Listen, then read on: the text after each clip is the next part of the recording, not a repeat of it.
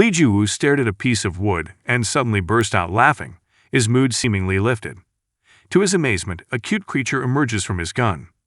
It called in him and commented on Li Jiwu's apparent happiness. Surprised by the head coming out of his gun, Li Jiwu wanted to know who the creature was and why it was there. The creature introduced itself as Urus, the strongest two-headed dragon. Li Jiwu was surprised. He was expecting a scary and dangerous dragon, not something so charming. Urus explains that he has fused with Li Jiwu's weapon, a common occurrence with ego-level weapons, and only Li Jiwu can see and hear him. Enamored with the cute creature, Li Jiwu pokes Urus' cheek, commenting on how soft and adorable the once fearsome dragon is. As he begins to understand Urus' words, Li Jiwu asks about the other head. Urus doesn't know where the other head is and asks Li Jiwu, who also doesn't know. Suddenly, a piece of paper falls between them. It was Li Jiwu's wanted poster, and he was shocked to see it. Posters of him were plastered all over the city.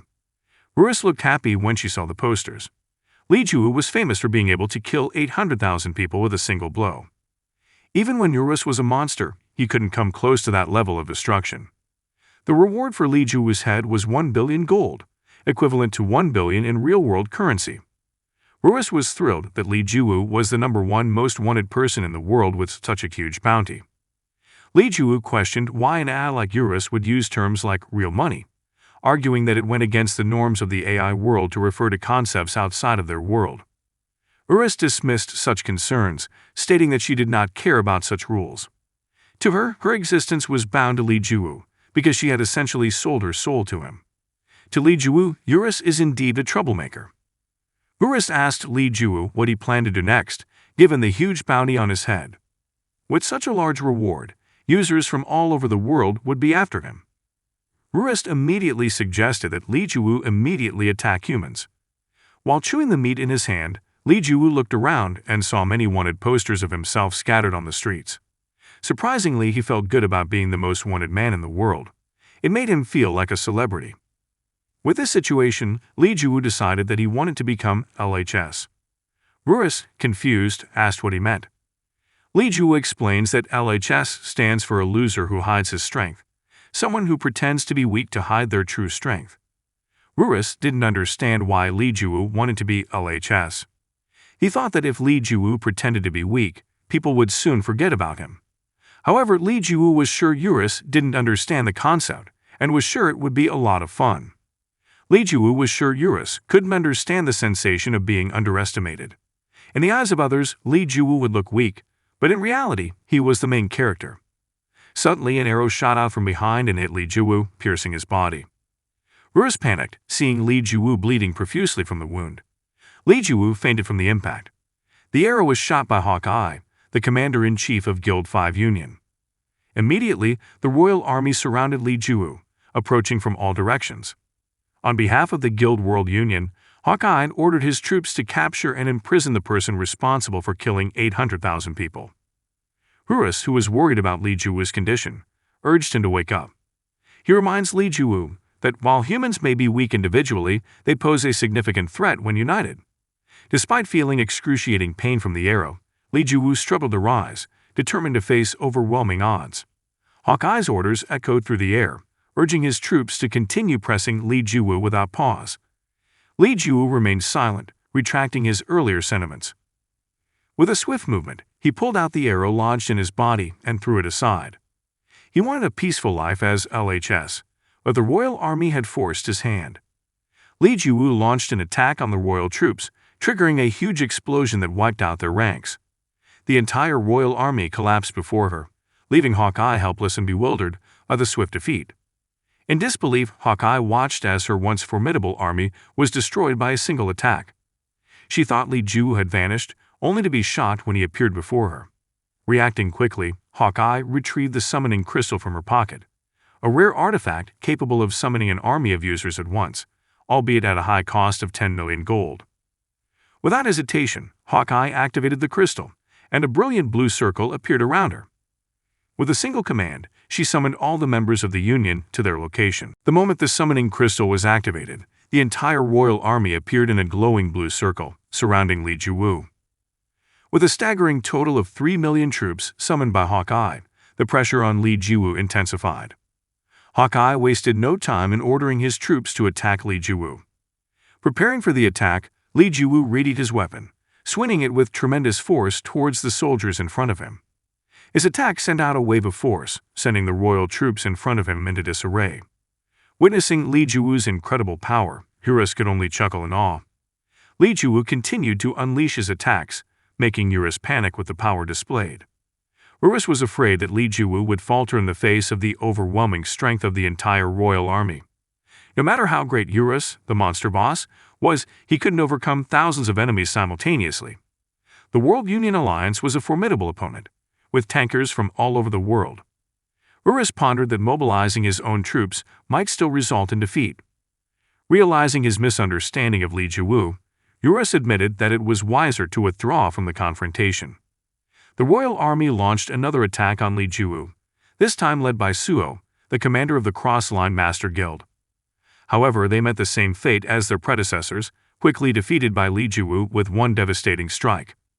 Seeing the defeat of Sugo and his army, Abracadabra, the strongest wizard in the royal family, decided to take matters into his own hands. She unleashed the ancient magic destruction spell, Disintegrate, which caused a glowing blue circle to appear in the sky. Li Jiwu watched intently as large chunks of ice descended from the circle, heading straight for him. Impressed by the name of the spell, Li Jiwu felt very cool and contemplated giving his skill the same name. However, before the ice could strike, Li Sulu intervened, quickly neutralizing the magic with a single strike. Abracadabra was astonished by Li Jiwu's ability to fight the ancient magic circle. Undaunted, he gathered his magic army, preparing to attack Li Jiwu at his command. However, Li Jiwu did not wait for Abracadabra's move. Instead, he launched his own attack, calling it Strike. Abracadabra and his magic army were quickly overwhelmed by Li Jiwu's attack and eventually succumbed to his power. The result of the 1 versus 3 million was a disaster. The World Guild suffered a crushing defeat. Hawkeye remained silent and brooding, struggling to understand how just one person could annihilate 3 million troops. Approaching Hawkeye after defeating the entire kingdom's army, Li Jiwu declared that he would not kill her. Recognizing that controlling her power was challenging enough without adding another death at her hands. Confused, Hawkeye questioned why Li Jiwu would spare him. In response, Li Jiwu sighed, expressing his frustration at Hawkeye's defeat. Without warning, he attacked Hawkeye with his weapon, the force of the blow so great that it seemed to shake the earth beneath them. The fight between Li Jiwu and the royal army quickly went viral, not only among Chronolife users but also resonated across various gaming communities and even reached out to non-gamers. Surprisingly, Eurus appeared from the tip of Li Jiwu's weapon, brimming with happiness as he congratulated Li Jiwu on his incredible prowess. Li Jiwu suddenly realized that the Eurus had been lodged in his weapon all this time, a fact that he had somehow overlooked despite looking for it everywhere. The sound of approaching footsteps caught his attention, and Li Jiwu braced himself as someone approached. To his dismay, Li Jiwu discovered that there was still one survivor amidst the chaos. Shocked, he struggles to believe that the person in front of him is none other than his enemy, the man who once took his life. The woman greets Li Jiwu in a mocking tone, uttering the words, "Long time no see, Mr. Loser," which reignites old wounds and stirs up emotional turmoil in him. On a vast plain, bathed in the warm colors of the setting sun, lies the silence after the battle, marked by the bodies of 3 million fallen soldiers and the scattering of swords and spears. In the midst of this somber scene stands Li Jiwu, facing the woman who once ended his life, a reunion he finds particularly dramatic. Recalling the woman's contempt for his parents, Li Jiwu felt a surge of anger. However, the woman seemed confused by the situation, unsure of what to make of their unexpected meeting. Despite her turmoil, Li Jiwu couldn't help but laugh. Smiling, the woman inquired about Li Jiwu's well-being, sensing that there was something unusual about their meeting. However, Li Jiwu dismissed such notions and dismissed the woman's words as nonsense. He felt a sense of imminent danger, knowing that someone formidable was looking for him. In response to Li Jiwu's sharp words, the woman remained silent, a smile lingering on her lips.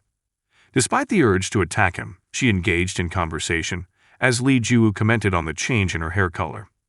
Their conversation turns into a pivotal moment, the woman's past actions that killed Li Jiwu. The woman confesses that she did so to facilitate a career change, revealing her motives with a mix of nonchalance and honesty. Her new role as the goddess of life explains her change in hair color. With a sharp gaze, Lee Ju-woo silently absorbed the woman's words as she spoke. Curious, Lee Ju-woo questions why she transitioned from the goddess of death to the goddess of life after taking the lives of 100 people. The woman finds the situation amusing, realizing the irony of her situation. In response to her joke, Lee Ju-woo launched an attack without hesitation. Hearing her story only increased his determination to end her life. Confused by his sudden attack, the woman questions his urgency. Lee Ju-woo continued his attack, but the woman skillfully dodged his strikes. Despite his desire to prolong the conversation, he remained relentless in his attacks. With each attack, she dodged or parried, trying to engage him in dialogue. Finally, Lee Ju-woo's punch connected, which triggered a triumphant reaction from Eurus, who praised the agility and effectiveness of the attack. However, Lee Ju-woo remained skeptical, aware of the woman's cunning nature and suspicious of her ability to deceive. Surprisingly, his attack failed to injure, leaving him incredulous. The woman, in turn, acknowledged his strength but ignored his weak attempts at aggression, realizing that she could not defeat him with a weak attack. Eurus was thrown into a panic, unable to understand how the woman had stayed alive despite Lee Ju-woo's powerful blows. Lee Ju-woo, realizing Eurus' distress, ordered her to remove her foot from Lee Ju-woo's mouth. Eurus felt the woman's gaze, confused as to how others could sense her presence. Meanwhile, Lee Ju-woo, confused by the lack of visible damage from her attack, became increasingly frustrated. The woman repeated her claim to be the goddess of life, emphasizing that a mere mortal like Lee Ju-woo could not kill a god. Annoyed by her arrogance, Lee Ju-woo launched another attack with blind rage. The force of Lee Ju-woo's attack sent shockwaves throughout Eurus, which feared that the continued attack could obliterate the land. Despite Lee Ju-woo's relentless attacks, the woman remained unharmed, confirming that her efforts were in vain. Lee Ju-woo's frustration peaked when the woman mocked him, referring to him as poor Hyo with a mocking smile. The woman observes that Lee Ju-woo likely harbors thoughts of killing her every day, a notion that only makes her angrier. The woman confidently states to Lee Ju-woo that no matter how strong or hard he is, he will never succeed in killing her permanently. Lee Ju-woo, feeling resigned, sighs and starts walking away from the woman. Curious about his intentions, the woman questioned Lee Ju-woo's departure, wondering if he was giving up. However, Lee Ju-woo did not give up. Instead, he tested the limits of his strength, contemplating how powerful his weapon swing could be. He felt as if he could potentially split the planet in two with his power. Upon hearing Lee Ju-woo's desire to destroy the planet, the woman fell silent, realizing how serious her words were. She remained confident in her invincible power, yet pondered the consequences if Lee Ju-woo followed through with his plan. Would he be blown into the sky by the explosion or perhaps into the depths of space? He was intrigued by Lee Ju-woo's determination and wondered if it was even possible, given that he was only a mere mortal. Lee Ju-woo was undaunted. He was determined to bring out all his strength. Although he had attacked once earlier that day, he had not unleashed all his strength. The woman failed to understand the gravity of the situation. If Lee Ju-woo destroyed the planet, she would meet her end as well. It would be akin to a suicide mission rather than simply an act of revenge. Lee Ju-woo questions whether the woman finds satisfaction in this revelation, having paid with her life to uncover the truth of the game, which operates on the principle of survival of the fittest. Lee Ju-woo urges the woman to pay close attention to what she has to say. It is time for her to learn. However, the woman doubts Lee Ju-woo's understanding of her perspective. Frantically, the woman warns Lee Ju-woo to stop, realizing the enormous consequences of his actions. Ignoring her pleas, Lee Ju-woo hit the ground with full force. The woman and Eurus were shocked by Lee Ju-woo's determination. His attack reverberated throughout the earth, causing the earth to break and shatter under the force of the enormous explosion. In the real world, within the confines of the VR capsule internet cafe, an angry voice resounded, spewing out harsh words. Confusion engulfed the patrons as they discovered that they had been forcibly removed from Chrono Life. Blaming the internet cafe guard for their predicament, they accused him of being the party responsible for their expulsion from the game. The guard attempted to calm the agitated players and insisted that he was innocent in the matter. Despite his assurances, doubts remained among the players about the real cause of their sudden disconnection from Chrono Life. They speculated whether it was the game itself that was having problems. Their suspicions were fueled by an unexpected announcement on the Chrono Life homepage, which revealed that emergency server maintenance was underway and promised further updates on the game's status. However, players remained skeptical, questioning whether the servers were really at the heart of the problem. Amidst the chaos, a figure was spotted still connected to Chrono Life, Li Jiwu. Confusion enveloped the crowd as they realized that Li Jiwu seemed unaware of his physical location. As Li Jiwu's memories began to resurface, he recalled the moment he was about to obliterate the Earth. Suddenly a voice interrupted, uttering the words, ST-389.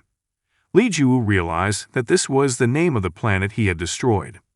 ST-389 was famous throughout the universe for its stunning beauty, ranking among the 4 most stunning planets. Confused by this revelation, Li Jiwu questioned the meaning behind the planet's name. In response, the voice revealed a very personal connection. It was his mother's favorite destination. This revelation left Li Jiwu confused and prompted him to inquire about the speaker's identity. The voice identifies itself as a god, further deepening the mystery surrounding Li Jiwu's current predicament. With more questions than answers, Li Jiwu grapples with the implications of this encounter and the profound impact his actions have on ST-389.